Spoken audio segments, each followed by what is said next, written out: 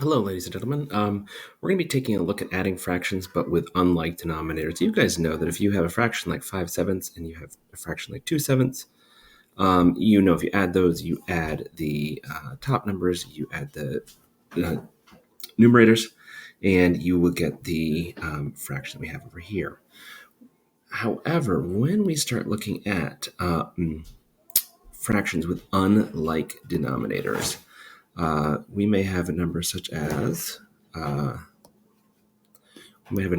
2/3, and we might be trying to add 1/4 to that. If we have something like this, then what we actually would need to do is we would need to find a denominator that's the same. So we need to think about different multiples of 3 and different multiples of 4. And what we're going to do is we are actually going to figure out a number that both 3 and 4 can fit into.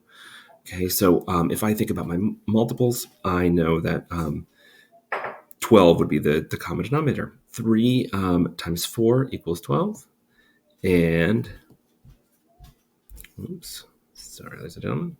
3 times 4 equals 12, and 4 times 3 equals 12. Now, if I multiply this number here times 4, then I'm also going to have to multiply this one up here by 4. So 2 times 4 equals 8. So all that I'm doing is I am using my knowledge of equivalent fractions and make an equivalent fraction here.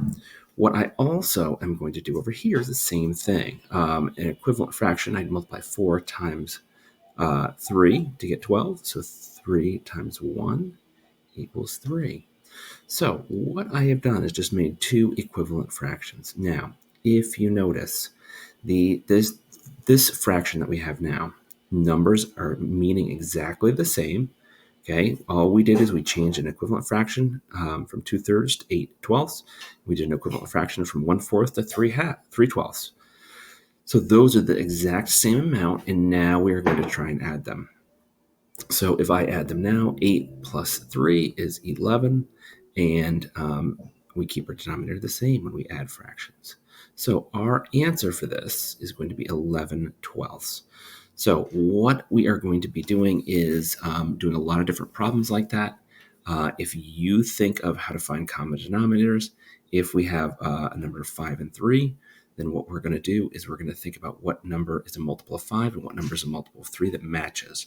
So in this case, if you had 5 and 3 as a denominator, 15 would be a common denominator for that number.